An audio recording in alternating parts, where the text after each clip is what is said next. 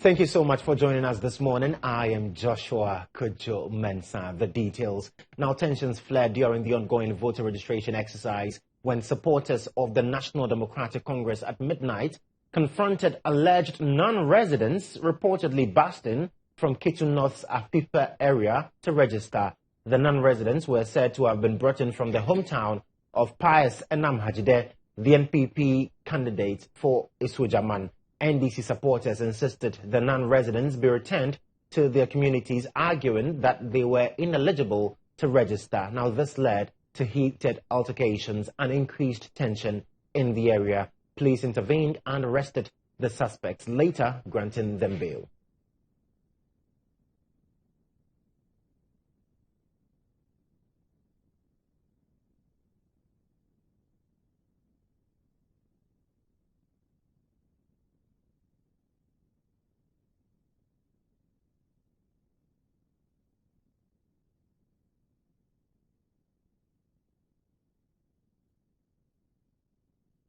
So you saw the visuals there, and we'll be connecting with our Eastern Regional correspondent to get to understand exactly what the situation is and how it has been managed thus far. But still with the ongoing voter registration exercise, the Electoral Commission basically has resorted to an offline registration for its personnel as a result of the recent challenges with the verification machines. So you recall that the exercise we started on Monday has been fraught with a lot of challenges, hence forcing the Electoral Commission to resort to an offline registration mode. So the EC has issued a statement, and the statement will shortly be on your screens due to the widespread challenges experienced on Monday and parts of Tuesday. This is what we do have from the Electoral Commission of Ghana, telling us that they've now had to resort to offline registration to ensure that the process is devoid of the rancor and chaos that characterized it on the first and second days. But let's find out exactly what the situation has been so far in other parts of the country. And that's the statement from the Electoral Commission on your screens, telling us that the general public and all of us to know that as it stands now, they've had to resort to offline registration due to the challenges that they've encountered since day one of the ongoing limited voter registration exercise.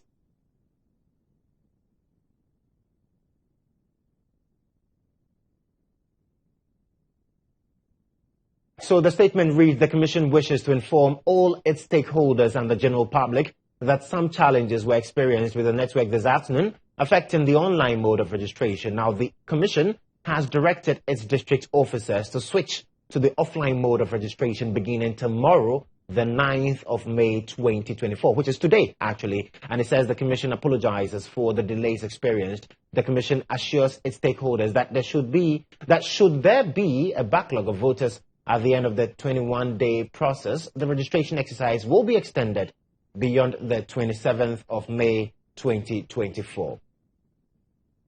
So now let's get some clarity on the matters arising from the ongoing limited voter registration exercise. And Gilfred Isiama is a research analyst at CDD. He's also a member of Kodjo. They've been monitoring the exercise since Monday, and he's joined us via Zoom to have a conversation with us on the process so far. Gilfred, thank you so much for your time this morning. So when I spoke to you on Monday, you indicated that, well, early days yet, even though you would hope that the process will become smoother. On the second day, we also recorded some issues. What do you have in terms of assessment of the process? Well, so over the past 3 days, the indication we get from our reporters shows clearly that we have made some significant progress. Okay. On the first day, in most registration centers that observers reported from, we realized that registration started quite late, and in most places they were delayed. Around 11, 12, trying to resolve network challenges, trying to get their activation code in order to work. Others were having issues with power, how to power the BVR system or kit to be able to do the registration. Yesterday, we also received some complaints, especially about network not working really well to facilitate the work of people. And sometimes, the BVR kits have been set in such a way that at a point, it automatically update. These were delaying the registration process and then causing some problems for people, but it wasn't as much as we experienced, or it was experienced on day one of registration. Today, we don't have much cause to complain. We haven't received any critical incidents from our reporters. So you can see progressive changes in the course of the day. And day one, day two, we had the Electoral Commission come out to acknowledge the network challenges and issues that disrupted or did not allow the smooth registration process.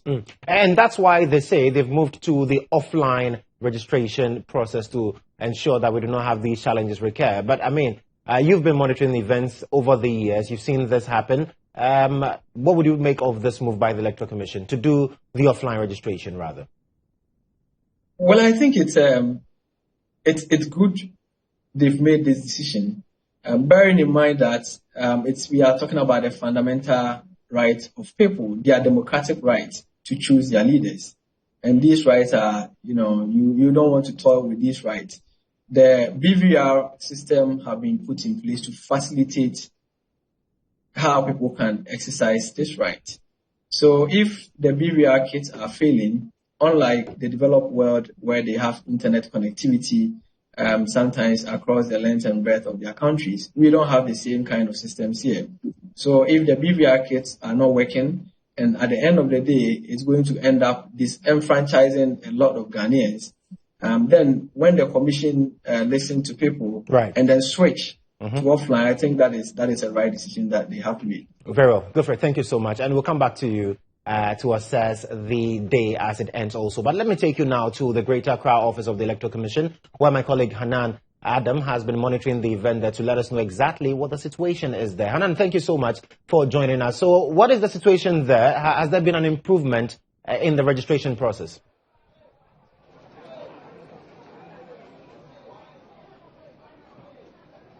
Hello, Hanan.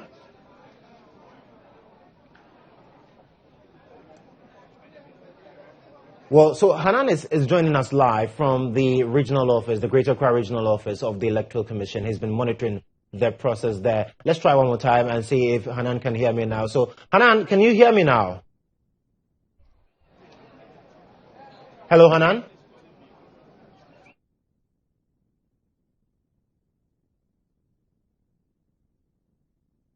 Well, it looks like we're struggling to get through to Hanan Adam, who is at the regional office, the Greater Accra regional office of the Electoral Commission. He's been monitoring events there. We'll also be taking you across the country to get a proper appreciation of the process so far. EC says, well, because of the challenges that we've had on day one and day two, now we are switching to an offline registration mode so that you do not have to encounter the challenges with the online registration. And we'll get our correspondents also touching base with us and letting us know exactly how the process is running in their various regions and constituencies. We know of the situation in the eastern region where we are told that there's been some challenge with allegations of non-residents being bashed to the area. But let's try one more time and see if Hanan can hear me from the Greater Accra regional office of the Electoral Commission. Hanan, can you hear me now? Yes, Joshua, I can hear you. Fantastic. So tell me, what is happening there? Is the process smoother today? Well, Joshua, the process has been very smooth since morning. The process, I understand, started at about 7 a.m. And before 7 a.m., you have a lot of numbers who came from far and near to the Greater Accra Regional Office of the Electoral Commission to register and exercise their civic and democratic right during the December 7, 2024 election and beyond. And from the view here, you realize that officials of the Electoral Commission are undertaking prospective or new registrants through the process, and some of them are taking their data and they are being interviewed by the officers before they go and capture their biometric and then their photo IDs, among others. And currently, you have a number of students who have come from far and near from 3 constituencies, the Klote-Korle. You have others coming from the Ayawaso North, Ayawaso West Wagon, and Ayawaso East. So you have 4 constituencies who are here at the moment. And I must tell you that over 200 people so far have registered this morning, since the EC has decided to switch to the offline mode of registration. And that has made the process very smooth and very fast this morning. And quite a number of people who are here observing the process are very enthused about the situation. Just a few disagreements from the NDC side, who wants the process extended because of the technical issues that we've encountered in the last 2 days since the exercise began. But then the process has been very smooth. And once again, the Electoral Commission is saying that they are trying as much as possible to ensure that everything goes accordingly. And from the manual entry that they are doing, later they would have to export it onto their servers to ensure that they have the data stored onto their servers and later be assessed and processed for effective utilization during the 2024 election. So I'm going to be engaging some of the observers here from the camp of the NDC and the MPP to let us understand how this process has been so far since the EC decided to switch to the manual form of registration. And I have with me the constituency secretary of the Ayawaso West Wagon constituency in the person of Alhaji Issa. Alhaji, you're live on GHOne television, and I saw you the very moment I came in here. From yesterday, the mood in here was very charged. This morning, it has been very calm. And tell me, are you satisfied with the process today? Thank you very much to your viewers. I think it's a very good initiative that we have all taken to make sure we all accept the challenge and move on. So as it is, we have an option to go offline to make sure we do a better registration, because most of students who are on vacation, they've given some number of days to come to register. I think today is the deadline for them to go back. So if we don't take that initiative to make sure that those people are registered, I think it's going to create a lot of discomfort around the program.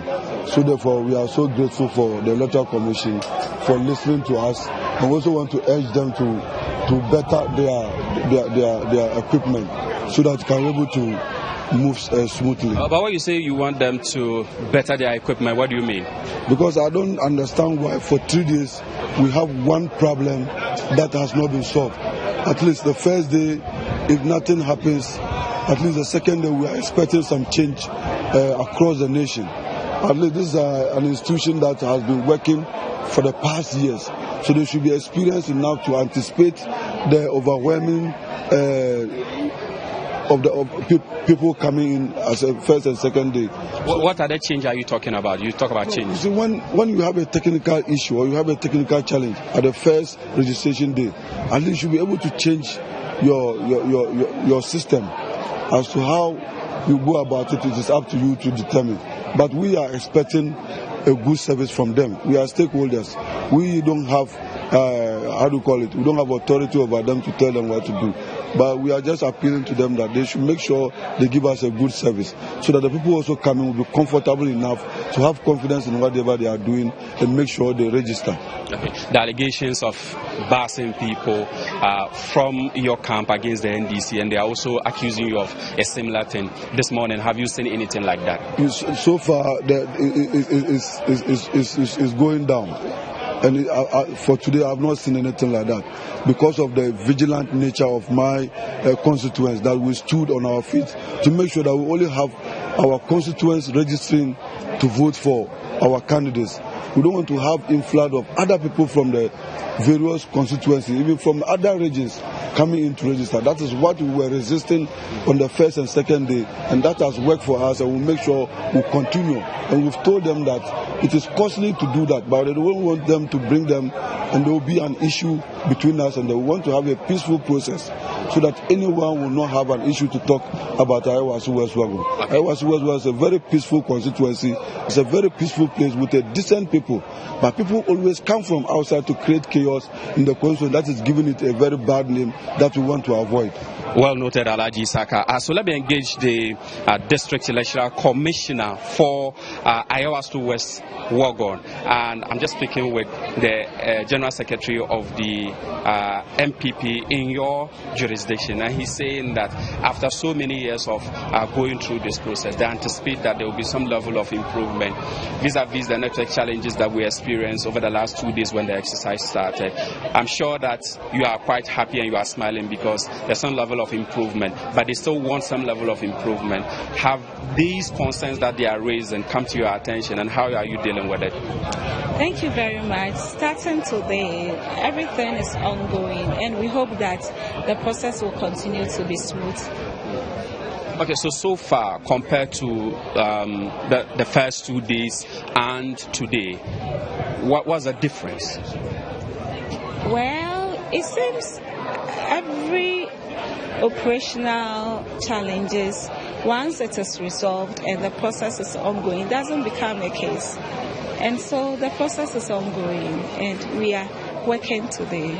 Okay. So earlier I engaged you about persons with disabilities and persons with mental health. I've not seen a number of them come in. I understand that a few of them came. So how did you deal with these persons with disabilities and persons with mental illness? We have them at heart, and those who come with disabilities are attended to. We give them priority to go through the process. When you say priority, what does it look like? It means that when they come, we give them treatment, special treatment. We don't allow them to be in the queue for long. And if they have issues with walking or any other things that make them to be disabled, we assist them to go through the process. What about those with mental issues? Mental issues are issues of medical issues. So I think for now we've not experienced any mental issue here. Thank you very much. That's the. I didn't get your name. Lydia Ejiri. Okay, so Lydia is the Ayawasu West District Electoral Commissioner, and she's here ensuring that the process is very smooth. Things are going according to plan. I'll be engaging the Constituency Secretary for the NDC in the Ayawasu West constituency, and they also have a few concerns regarding the processes here. Madam, you're live on GHOne television. Well, so that's right. So you had that interaction between my colleague Hanan and then the officials at the EC's regional office on the voter registration exercise. Pretty smooth on that score there. You're still watching Newsroom here on GHOne television. Let's do some more stories this afternoon. And the presidential aspirant for the People's National Convention, PNC, Bernard Mona, has indicated that Ghanaians should lower their expectations of President Akufo-Addo, especially in light of his refusal to grant the full audit report of KPMG on the SML deal. And the presidency, on your screens now, you see that statement from the presidency responding to the Media Foundation for West Africa. And the statement is on the screens right now. And it says that I write to acknowledge receipt of your letter dated the 24th day of, well, so the statement is right there on your screen, the 24th day of April 2024, in which you made a request pursuant to Section 18 of the Right to Information Act 2019 for a copy of the full KPMG audit report on the revenue assurance contract between the Ghana Revenue Authority and Strategic Mobilization Limited, as commissioned by the President of the Republic. Now, upon careful consideration and in accordance with Section 5(1)(a) and (bi) of the RTI Act, I regret to inform you that the request has been refused. That's what the presidency is saying. And it also talks about Section 5 1A&BI, stating that information prepared for or submitted to the president or vice president containing opinions, advice, deliberations, recommendations, minutes, or consultations is exempt from disclosure, and that disclosure of such information would compromise the integrity of the deliberative process by revealing the thought process, considerations, and influence on decision-making reserved for the highest officers of the land. Right, so let's go to Zoom now and engage Suleiman Ibrahim, he's Executive Director for the Media Foundation for West Africa. Suleiman Ibrahim, thank you so much for joining us this morning. Today, we saw a copy of that response to your RTI request to the presidency on the release of the full report of the KPMG audit. The president says he cannot do that. What's your reaction to it?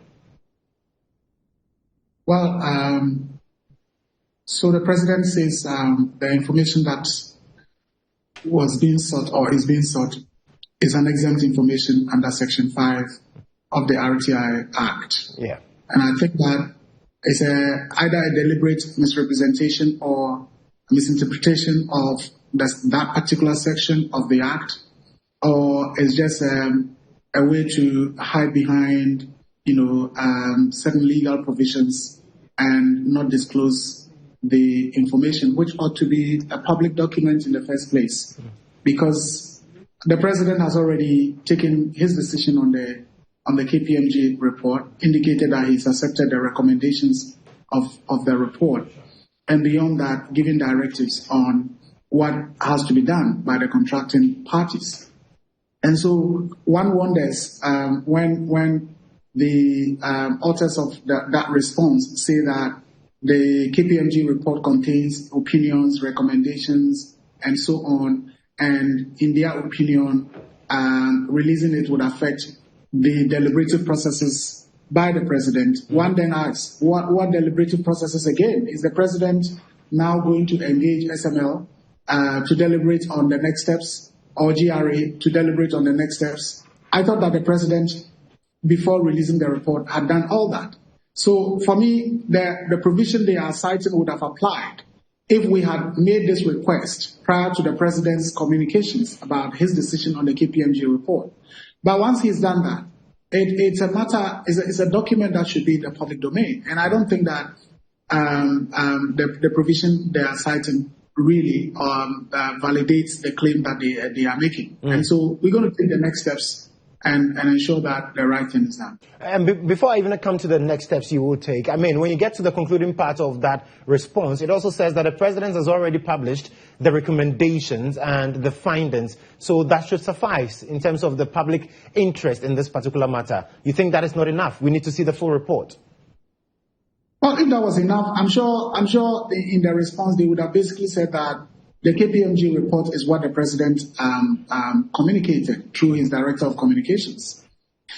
So to the extent that that was either a redacted format or a summarized or whatever the president wanted to pick from the report was what was communicated, it certainly means that the full report is there. And beyond that, as I said, if that was the full report, they would have said, well, the full report is basically what the president communicated. Right. And to the extent that that was not said, it means that the full report is there. And I think that it ought to be put out there in the public domain. It has happened before.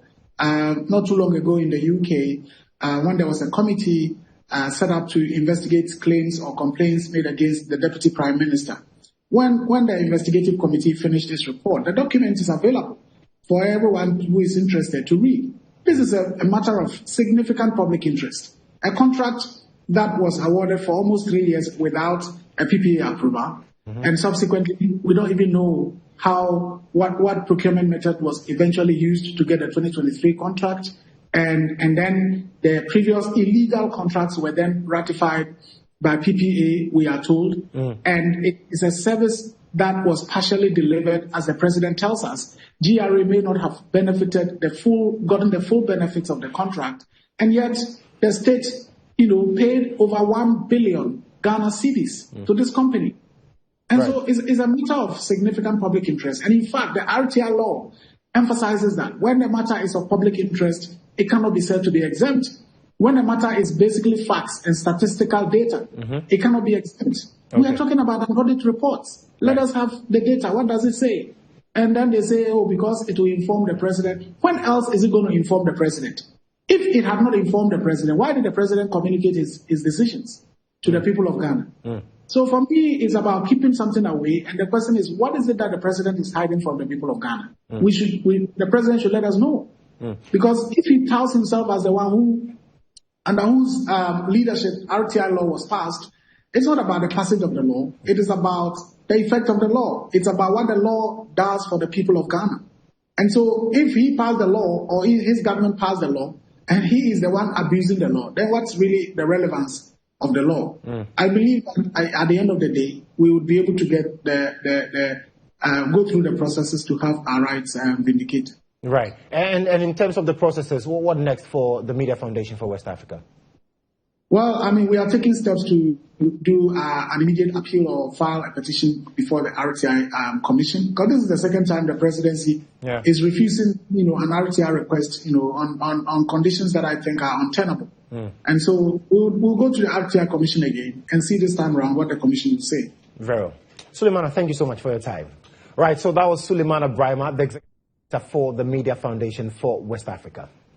Let's turn attention to some of the stories now. In flag bearer aspirant of the People's National Convention, Bernard Mona, is asking Ghanaians to lower their expectations regarding the release of the details of the full report on the Ghana Revenue Authority and Strategic Mobilization Ghana Limited contract. Now, it follows the presidency's refusal to furnish the Media Foundation for West Africa with the full report on the audits conducted by KPMG into the contracts. Now, the Media Foundation for West Africa had made the request under the Right to Information Act.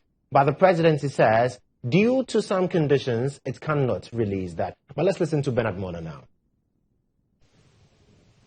Why are we expecting so much from a president who has shown gross capacity to hide and to get involved in corrupt acts? So maybe we are over-demanding that the president should publish the report. I wonder. Probably Methuselah has to come and live again. For all the years that Methuselah have lived, if we bring that back, I'm not sure we'll get this report from the president. So, but we can't keep quiet. We'll keep talking about the rot that has been in the system for many to know that indeed President Akufo-Addo is the pregnant serpent of corruption and will deliver many baby corrupt officials. Right, so you're still watching Newsroom here on GHOne television. Let's now bring you what you are talking about mostly on social media. And Nana Akwa has joined me. Nana, what's happening on social media today? Hi there, Joshua. Yes, we are still talking about the president not giving out the KPMG deal to Media Foundation for West Africa, citing some of the RTI clauses there. So we wanted to find out what you had to say about that. We move over to Facebook. Frederick says, did you use your own money to pay KPMG? This country is a joke. When we see Douglas says, doing right is remote.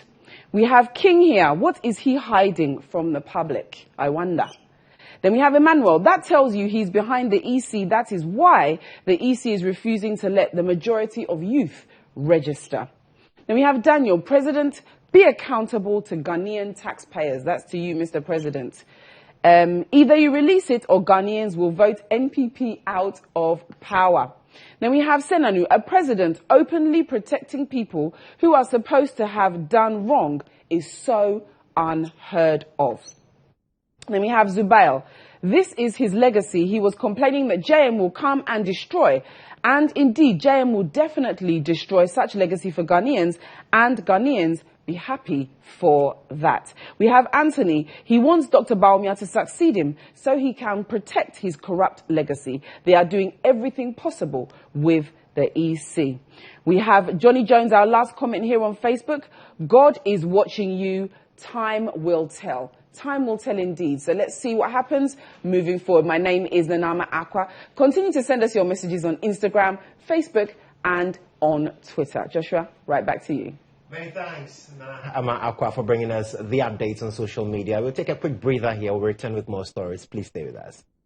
Welcome back to Newsroom here on GHOne Television with me, Joshua Kodjo Mensah. Let's do some more stories. The Teacher Trainees Association of Ghana is demanding the immediate posting of newly qualified teachers. As it says, the delay is affecting the lives of these teachers. The association says despite the teachers completing national service and passing their licensure exam, they remain unposted for the past 5 months, hence the call. So we'll get on Zoom now and get to speak to the president of the Teacher Trainees Association of Ghana, Jephthah Nana Kwame. He will join us on Zoom for us to have a deliberation on this particular issue. Teachers have gone through the mill, have gone through school, training teachers have gone through school and all of that, and yet in about 5 months, they still remain unposted. Well, Jephthah Kwame Sefa is president of TTAG, and he has joined me on Zoom rather. Jephthah, thank you so much for your time this afternoon. So walk me through exactly how we got to this stage where newly trained teachers, qualified teachers, are still home after over 5 months. What's happening? All right, thank you very much, Joshua. Greetings to your esteemed viewers across the country. So we'll be talking about people who have been in the College of Education for 4 years to undergo intensive training and have further go to sit for the compulsory GTLE before they could gain access to be recruited to the GES community. And these people have also served their country diligently for a year in the national service. And this is where we are, that the government has failed to provide any updates concerning the postings of these individuals after the national service, after the 4-year intensive training, and after passing successfully the GTLE. So what has been the communication in terms of why the teachers remain unposted? I'm sure that you've also been seeking some clarity from the Ghana Education Service and all. What have they been telling you? Oh, yes.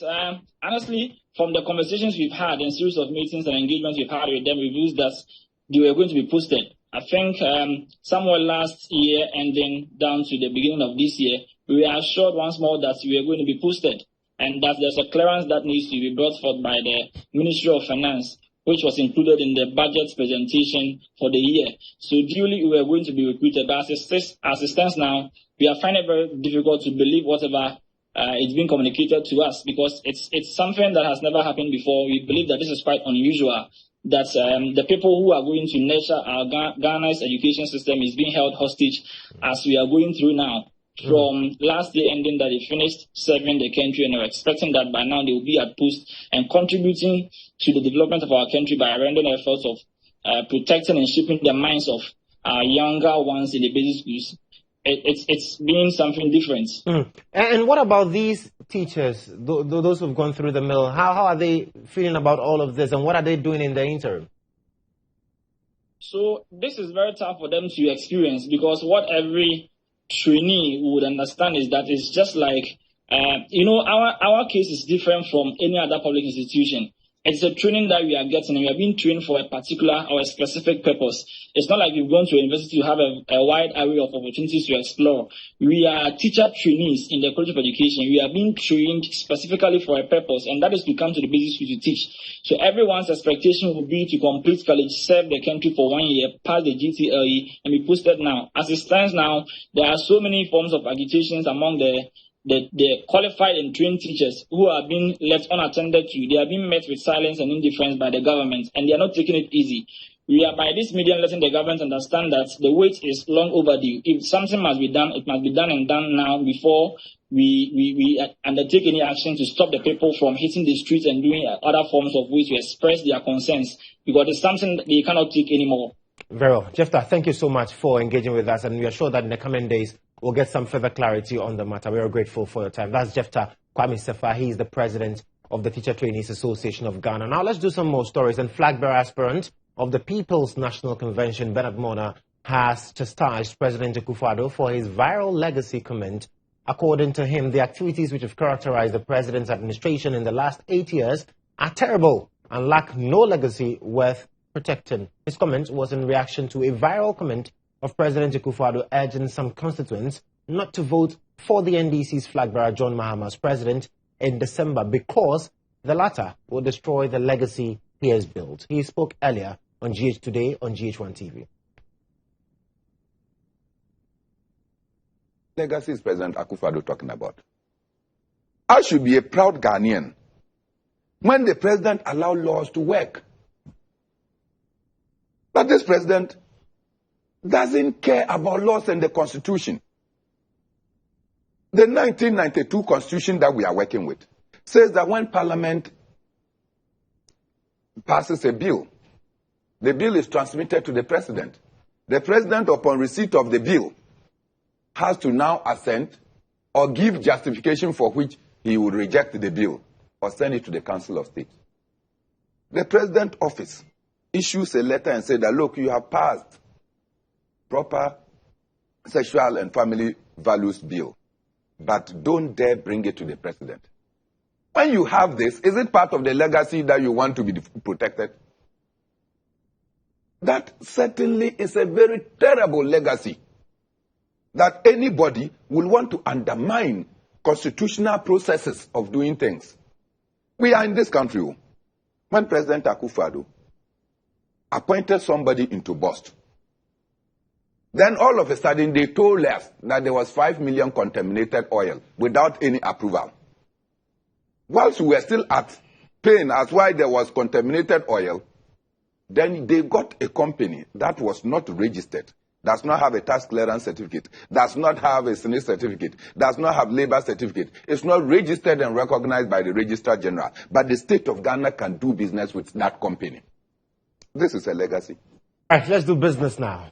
In business this afternoon, the Ghana Revenue Authority, GRA, has dismissed rumors suggesting that the piloting of its electronic value-added tax, the EVAT invoicing system, resulted in significant revenue losses for the state. Now, instead, GRA has revealed that the pilot phase has actually led to a 32% increase in revenue. According to a statement from the authority's Communications and Public Affairs Department, the successful completion of the pilot phase with 50 taxpayers has contributed to a revenue boost of 124 million cedis. GRA has emphasized that these rumors are unfounded and affirmed that the EVAT system currently undergoing pilot testing will soon encompass all VAT-registered taxpayers, ultimately enhancing revenue collection efforts. So let's get more light on this conversation by engaging Francis Timor Boy. He's a tax analyst and he's joined us via Zoom. Francis, thank you so much for your time.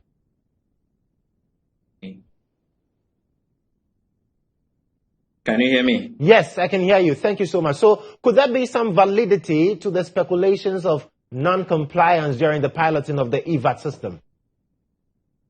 Yes, I can say yes, there's non-compliance because the system is a very fantastic idea. It can block a lot of leakages. You know, currently we have just about 20% VAT compliance. So when the system was introduced, it is supposed to take over the manual processes that we have. However, it is a real-time system.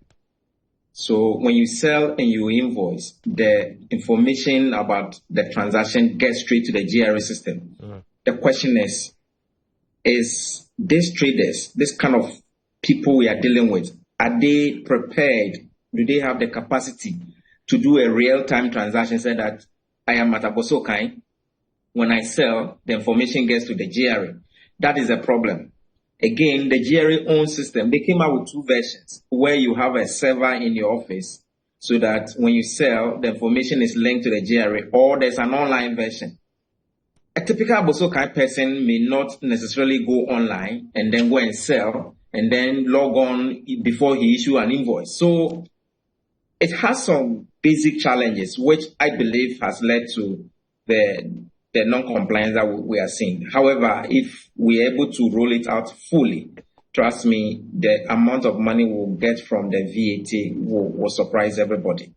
So in terms of what we need to do to ensure that we maximize this, what would you suggest we put in place? In fact, the mechanisms that we need to put in place? I think more resources need to be directed towards the system. I am aware that the online system sometimes it doesn't work. It goes off. And some taxpayers who have even integrated their system, they get a lot of errors. And if my customer is in front of me trying to buy, and I have a lot of people in a queue, I won't allow the system to let me lose my business. We need to invest a lot of resources. Again, we need a lot of education. This thing started almost a year ago, and the law that was passed indicated that every taxpayer in Ghana is supposed to log on to the system within 1 year. But as we speak, some people they are not even aware of the process where we are replacing all manual VAT invoices with the electronic one. So we need to educate people the more, and I think that GRA should go on more enforcement. So while enforcing it, we need to educate the public the more. Well, we are told that we've made some 32% revenue increase. Is that remarkable considering the fact that it's been running for 18 months? I think yes. Like I said, it's easy. It's very difficult to cheat the system because everything is electronic. So those companies like the malls and the few companies that we have been able to roll them on, they will be forced to do the proper accounting. So I won't be surprised that yes, we saw a massive increment in the revenues from the VAT. However, a lot more needs to be done. Like I mentioned earlier, in Ghana, we have just 20% VAT compliance. Many people can charge VAT and they will not account for it because it is manual. I don't know whether you've seen that manual green invoice that people write when you buy. You go to some shops, they will ask you, do you want VAT invoice or not? If you want VAT invoice, the price is different. Normally higher. If you don't want VAT invoice, the price is lower. Okay. So to curb all these things, we are saying that everybody should go online and you don't have a choice. Very well. And so I think that the revenue is reflective of the potential of the EVAT system. Definitely. And we would need to do more. Francis, thank you so much for your time this afternoon. Francis Timorboy is a tax analyst. But let's switch to some sports news. And the lady Monica is ready to bring us the latest in the world of sports. But okay, right. So before that, though, presidential candidate and flag bearer of the governing NPP, Dr. Mahmoud Bawumia, has made a bold proposition to curtail the incessant increment in transport fares. Now, addressing the gathering of the Ahafo Regional House of Chiefs during his regional campaign tour on Tuesday, May 7, 2024, the vice president said electric vehicles should replace urban public transport to reduce transport fares by at least 40%. Transport, so the same problem of fuel imports, no, nebo no kosro na GPRT, so increasing transport prices, no. I may want to say urban public transport, no, you're moving towards electric vehicles. Sana say Abrochirium also are starting a movie towards electric vehicles. So electric vehicles no the transport fares no be back down by at least 40%. Yen sanwa ebe boy empa. Nanum ufri hosoa adia ehia so say young private sector no more power. Government should spend less and then the private sector na aye more expenditure. Sano ebebo government pa niema bebre wo ho a private sector omobetimi aye na but government sisi yema private sector including schools are almost and as a choir omobeye and as hospitals dormitories ningina yema private sector yembetimi atuo mo kakra. And that's it for business this afternoon. To do the sports, and Monica Bukari has joined me with the latest. Monica, what's happening in sports today? Joshua, it's exactly 23 years Ghana football experienced the West Stadium disaster that took over 126 lives. We'll take a look at that, plus other news making headlines in the world of sports. Do stay. The Accra Sports Stadium disaster occurred at the Ohenejan Sports Stadium, Accra, Ghana on May 9, 2001. It took the lives of 126 people, making it the worst stadium disaster to have ever taken place in Africa. 23 years down the lane, what have we still learned from this disaster? The following report has more. Ghana hasn't been spared from hooliganism, with numerous of cases recorded in our local league since the May 9th incident.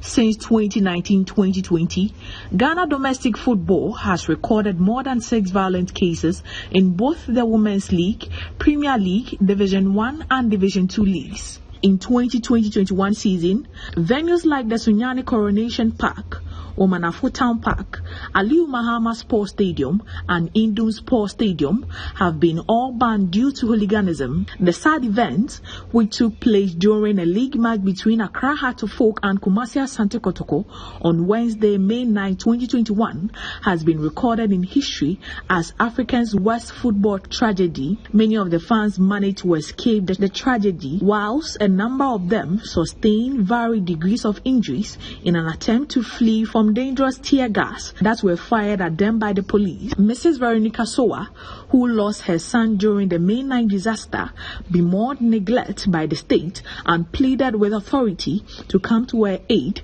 as she lost her only son during the disaster.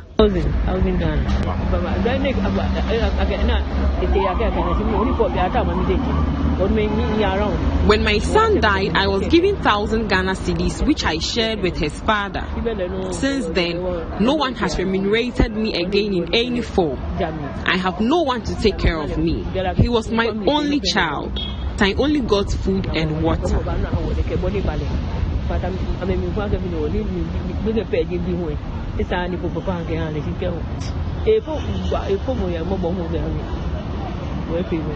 The rains, the smell of tear gas, the pain, the struggle to get out of the stadium, the bodies are all part of the May 9 disaster sports stadium that lives with us even till today.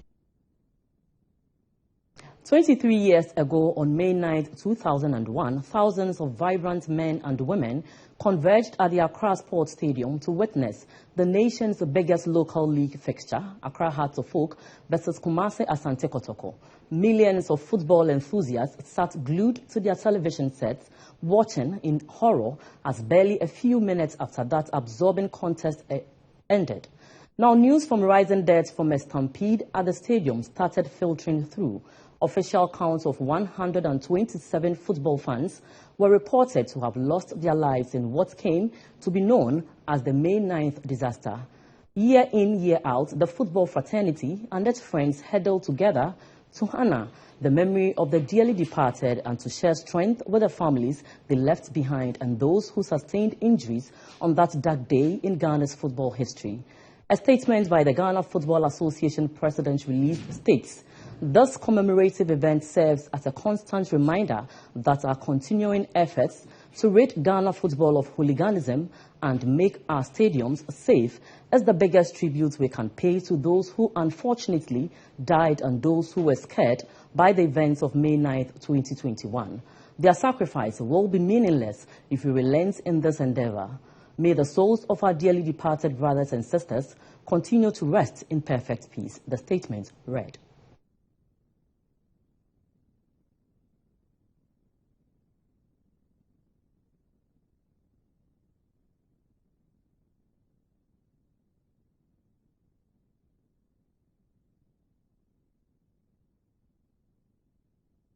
For more sports news, kindly join us at 1 p.m. here on GH1 TV and, of course, Star FM. My name is Monica Wukari. Back to you, Joshua.